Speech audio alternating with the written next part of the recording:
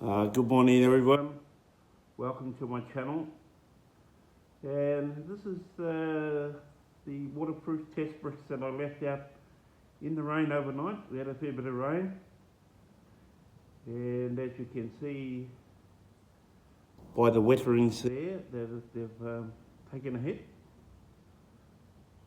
But always remember that the top of the block will be your roof, so essentially that won't happen. And the waterproofing agent seems to be working fine. So thank you all for watching my videos, and we'll see you on the next one. Have a great day.